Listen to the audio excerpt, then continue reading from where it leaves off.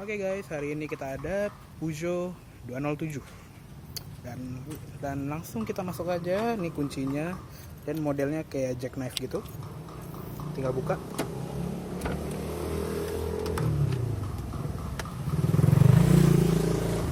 Dan langsung aja, ini pengaturan kursinya cuma ada sliding, height adjuster, dan reclining. Dia recliningnya agak unik ya bentuknya, dia di sini. Jadi nggak biasanya kan kalau reclining ada di sini dan height adjusternya di sini, cuma dia agak ke atas sedikit. Yuk kita langsung masuk aja. Ya ini dia interiornya.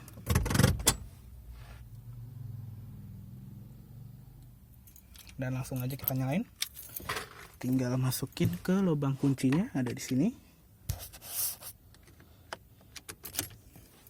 Dan sebelum nyalakan kita harus injak rem dulu, karena emang harus, kalau di mobil-mobil Peugeot rata-rata emang kayak gitu. Dan ya, kita injak rem ya. Nih. Dan langsung nyalakan. Sorry. Dan kalau mobil-mobil Eropa rata-rata kalau misalnya kita udah starter terus kita mati, dia nggak bisa kita putar terus ya ke posisi start. Jadi kita harus matiin dulu dan ulang lagi prosedurnya.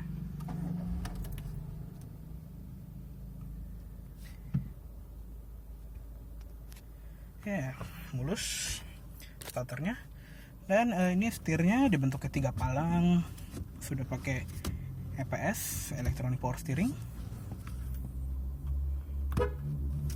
Dan dia pakai transmisi Tiptronic 5 speed.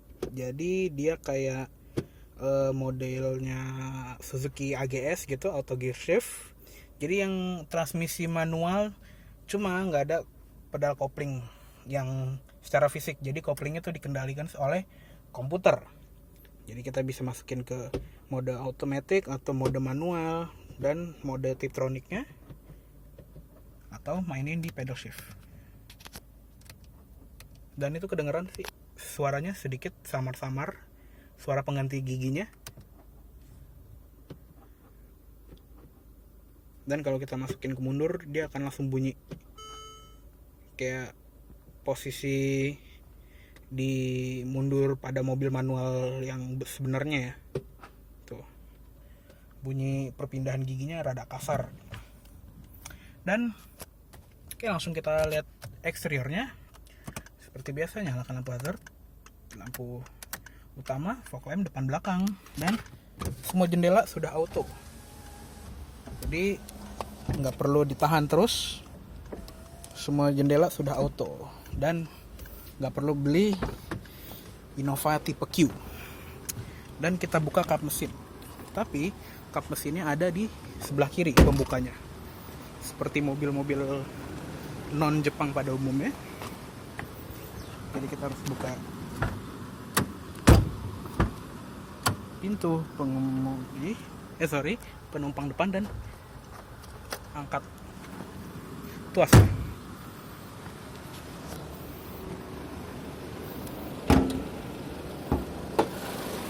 Ya, ini dia mesinnya. Dia pakai mesin 1400 cc, tenaga sekitar 108 horsepower, dan tadi tenaganya disalurkan ke transmisi 5 speed Tiptronic ke roda depan. Dan ini lumayan kotor ya, tapi seperti mobil-mobil Eropa dia rapih. Covernya aki, ada covernya, cover mesin, dan itu sikring-sikringnya dikasih cover. Dan ini intake ya, lumayan tinggi. Dan langsung kita tutup aja. Ya, kalau mobil-mobil Peugeot rata-rata emblemnya gede dan chrome, jadi bisa ngaca. Halo. Dan juga mulut grillnya, bukan grill ya, apa namanya ya, grill cuma bentuknya kayak orang nyengir gitu. Dan kalau kata si Richard Hammond dari Top Gear tuh, mulutnya kayak Will Young ya, ada artis di Inggris itu, penyanyi. Dan sini lampunya Dia belum ada proyektor, jadi masih reflektor biasa. Cuma ini udah diganti lampu deketnya sama yang halogen tapi yang cahayanya rada biru. Jadi kayak HID gitu sama yang punya. Tapi kalau lampu jauhnya, coba kita nyalain. Kita nyalain. Lampu dimnya masih kuning. Di bawahnya juga ada fog lamp. Dan kita ke samping, peleknya juga sudah diganti sama yang punya. Jadi ini pakai pelek DTM mesh. Ya bentuknya mirip-mirip kayak BBS RS2 gitu ya, atau R2, lupa gue namanya. Pokoknya mirip aja gitu, kayak sekilas kayak BBS yang dipakai di Lancer Evo 10. Dan beranjak ke samping, di sini ada lampu sen tapi bukan di cover spion tapi di tangkainya spion. Rada unik ya. Dan ada body molding dari Dove. Belakang remnya juga masih tromol. Dan di belakang dia ada lampu senja, lampu rem dan fog lamp belakang. Dan sini sen dan mundur sama. Ya sayangnya itu ya, lampu senjanya LED, tapi lampu rem sama lampu fog lamp masih halogen. Di sini juga nih kayak mirip kayak Suzuki Ignis, ada hitam-hitamnya di tengah bumper. Dan wiper belakangnya juga lumayan lebar ya untuk sebuah wiper belakang. Biasanya wiper belakang kan nggak terlalu lebar-lebar banget, apalagi yang modelnya di tengah gini ya, biasanya kecil gitu. Kayak di Innova yang baru paling cuma segini panjangnya. Dan dia ada defogger belakang, ada high mount stop lamp juga, dan antena yang belum shark fin. Dah, langsung kita masuk aja dan lihat-lihat interiornya.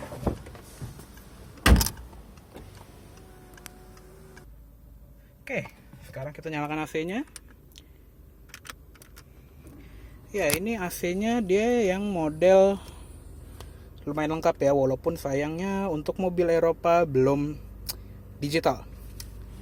Padahal kalau misalnya ada mode auto aja, asal mode auto, jadi seperti climate control murni, walaupun masih putar-putar, jadi kayak Mazda 2 gitu, nggak apa-apa. Tapi sayangnya kalau di mobil-mobil Peugeot yang masuk sini rata-rata pada disunat sih fiturnya, jadi nggak selengkap yang ada di versi luar. Jadi cuma ada fan speed, ada temperatur, dan ada heaternya juga. Jadi hawa panas dari radiator disalurin ke dalam kabin.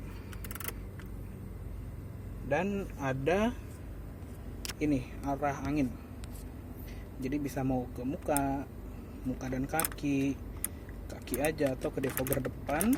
Ini ada mode recycling, mode AC, dan defogger belakang. Sorry, kameranya ke zoom. Di sini ada model tombol central lock. Jadi biasanya kan kalau tombol central lock ada di pintu, dia di center console, jadi kayak Ford Fiesta. Di sini juga ada card holder, dan sini sayangnya ada 2 tombol kosong. Ya. Oke, kita berlanjut ke panel instrumennya. Dia modelnya biasa, nggak gimana-gimana banget, campuran digital dan analog. Jadi di tengahnya itu ada odometer dan trip, dan ada indikator gigi. Jadi kalau misalnya kita pindahin, dia akan berganti. Dan ini kalau kita lagi di mode manual, lambang autonya hilang. Nah, kita nyalakan dulu lampunya supaya lebih terlihat jelas. Di sini juga di samping-samping cluster yang analog ini ada kayak list chrome gitu. Jadi ya agak norak sih kalau buat gue ya. Cuma untuk yang suka chrome mungkin akan suka. Untungnya ini chrome-nya tipis ya, bukan yang wah banget gitu. Tapi ya masih nggak suka sih, kalau gue pribadi itu nggak suka sama chrome. Dan seperti biasa ada tachometer speedometer, bensin, dan temperatur mesin.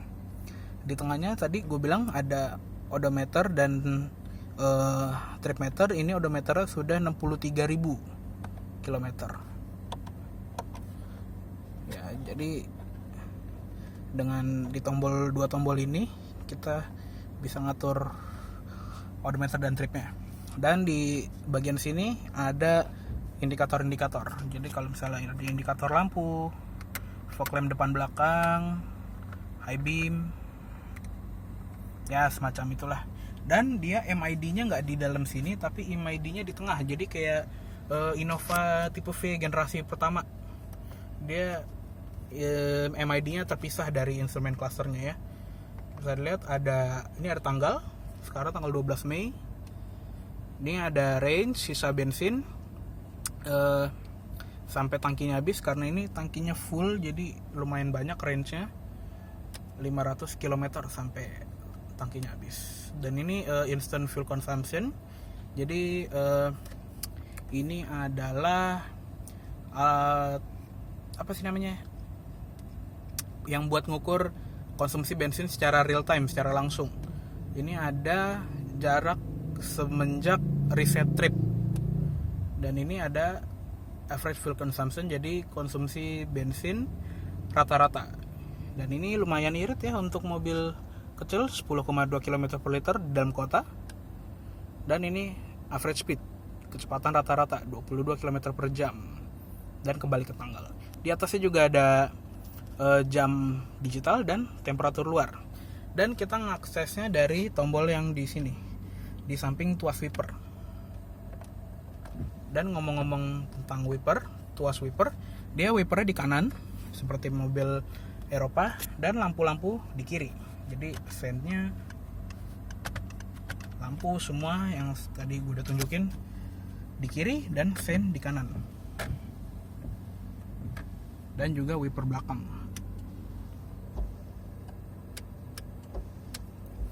Oke, ngomong-ngomong tentang instrumen head unit audio, ini sudah diganti sama yang punya, sama head unit aftermarket double din ya. Karena yang aslinya itu cuma ada FM, AM, radio, dan aux. Dan itu auxnya pun nggak ada di sini, jadi nggak terintegrated lah istilahnya. Jadi kita harus ambil kabel dari belakang head unit bawaannya tersebut dan pakai kabel bawa ke depan. Jadi kurang praktis. Jadi kata yang punya, mendingan ganti head unit yang sekalian banyak fiturnya gitu. Jadi karena ini head unit aftermarket, pastinya fiturnya ada banyak. Ada Bluetooth, ada radio AM FM, dan ada USB, ada Bluetooth, dan bisa tersambung ke Spotify. Ada VIN juga, ada aux, ada TV, ada kamera view. Jadi ini sudah support input kamera. Jadi kalau kita misalnya masuk gigi mundur, akan muncul view-nya dari belakang. Cuma ini kamera mundurnya juga dipasang sendiri, jadi nggak bawaan mobilnya. Jadi kalau mobil itu benar-benar polos, sensor parkir pun nggak ada gitu. Paling ada ya sensor jeduk ya, kalau kata yang di channel Autonet Max, siapalah itu, kalau ada sensor jeduk, bunyi jeduk dari belakang, berarti parkir kita udah pas. Dan di sini ada tempat tray gitu buat naruh dompet atau HP. Di sini ada kayak semacam tempat koin. Di sini ada rem tangan. Ini ada cup holder 2 buah, dan di sini ada lighter, colokan power output 12 volt, dan di belakangnya ada tempat penyimpanan lagi yang ada tutupnya juga. Di sini kita bisa lihat di glove box itu ada tempat yang nggak gede-gede banget, soalnya ini kepangkas sama ruang sikring. Jadi mobil-mobil Prancis rata-rata naruh kotak sikringnya di sini. Nggak cuma Peugeot, tapi Renault juga. Misalnya kita buka tuh ya, kotak-kotak sikring, dan kalau kita tutup lagi, jadi nggak kelihatan gede gitu, walaupun bukaannya gede. Padahal Kalau misalnya kotak securingnya dipindah ke ruang mesin pasti lebih luas lagi gitu. Karena sebagai contoh Renault Koleos yang sharing platform sama Nissan X-Trail, gara-gara securingnya ditaruh di bagian glove box, lacinya tuh nggak segede X-Trail. Dan sini juga ada cutout-nya rapi, ini ada buat naruh cup holder, tapi yang bukan botol ya, jadi naruh gelas doang. Duh, ini kertas ngalangin. Sini juga ada buat holder pulpen atau obeng, dan sini ada card holder, dan sini ada buat matiin airbag depan kalau misalnya kita lagi bawa kursi bayi. Di samping kiri juga ada kantong pintu, sebelah kanan juga ada. Jadi ini lumayan gede, nih botol minum bisa masuk. Di bawah ada semacam tempat koin, dan lampu depannya juga sudah ada height adjusternya. Dan walaupun ini kelihatannya polos setirnya, dia sebetulnya ada steering switch control. Cuma karena ini pakai head unit aftermarket, dia tuh modulnya lagi belum berfungsi, jadi harus tambah adapter lagi.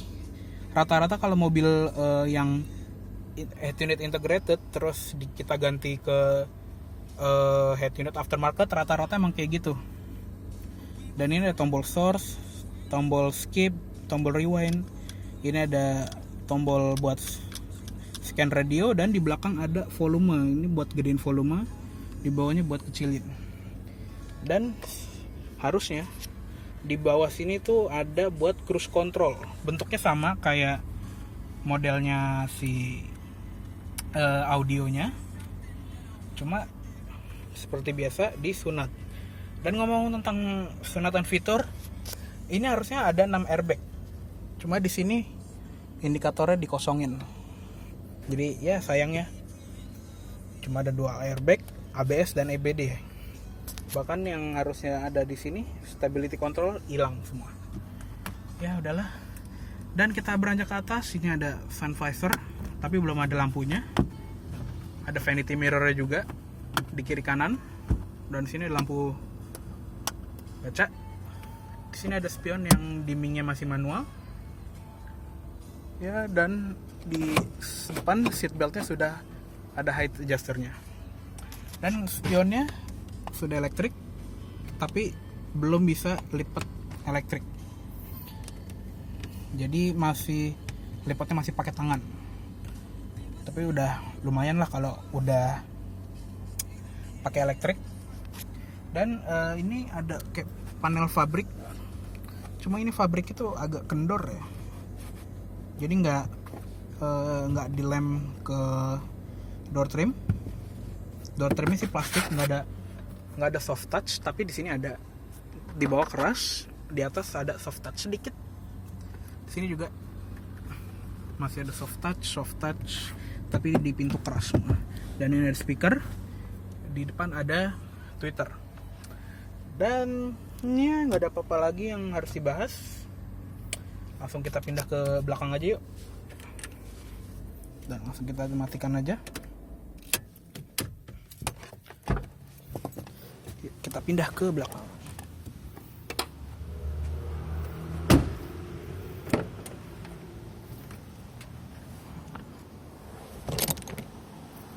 Ya, ini karena tadi bangkunya gue mundurin, dia agak sempit ya, jadi agak ngepres. Tapi joknya tebel dan dia nggak keras-keras banget. Jadi walaupun ini dimundurin, misalnya seandainya gitu pengemudinya punya kaki yang panjang gitu, terus ada yang kejepit di belakang, buat gue sih fine aja. Tapi ya jangan kayak gini juga sih ya. Soalnya sempit banget, ini nggak bisa buat gerak sama sekali. Tadi gue lupa majuin. Di bawah sini ada tunnel buat knalpot, dan sini yang ruang kakinya nih paling reasonable ya dibandingin ini masih ada sejengkal yang lumayan lah, harusnya paling mundur segini gitu. Harusnya ada stoppernya sih di relnya supaya jangan mundur banget. harus sampai segini aja. Di belakang nggak ada armrest, nggak ada apa, jadi polos aja. Tapi yang penting di jok tuh ada seatbelt 3 titik buat di penumpang semuanya. Ini tapi seatbelt yang sebelah kiri nih kejepit di belakang bangkunya. Nanti kita lihat. Semuanya juga ada 3 titik tadi gue udah bilang. Dan ada isofix, jadi buat naruh kursi bayi. Semua headrestnya ada, penumpang tengah pun dapat. Dan di pintu masing-masing ada door pocket. Di belakang juga nggak ada lampu, jadi gelap aja. Dan sebetulnya ini ada yang gue mau ngomongin. Di sini ada lubang speaker. Tapi kalau misalnya kita buka, kalau misalnya mobil masih original, ini mungkin kosong, jadi cuma dummy doang. Karena waktu pemiliknya ini ganti head unit, dia mau nambah ganti speaker, pas dibuka tuh kosong, jadi bener-bener kosong. Jadi aslinya tuh setup audionya cuma 2 speaker dan 2 tweeter.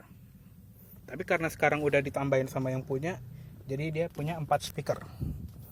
Dan kayaknya kita langsung keluar aja.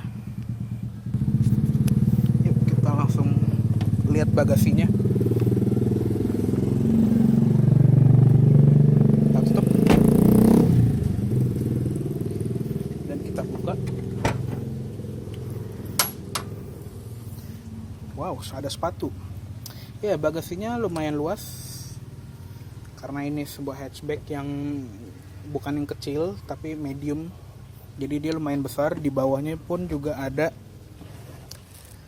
ban serep dan dongkrak dan toolkit. Di sini bangkunya juga bisa dilipat 60-40. Kalau misalnya kita lipat dari sini, harus kita angkat dan nanti akan lipat rata lantai. Di sini juga ada gantungan 2 buah dan lampunya juga. Dan langsung kita tutup aja. Oh ya, ngomong-ngomong, mobil ini sedang dijual. Jadi jika ada yang berminat, nanti akan gua kasih deskripsinya sama yang punya, nomor itunya, nomor teleponnya dan lain-lainnya. Silakan bisa dihubungin. Kalau ada yang mau berminat, silakan telepon aja. Ya, terima kasih untuk video kali ini. Mohon maaf bila ada kesalahan kata-kata dalam penyampaian review.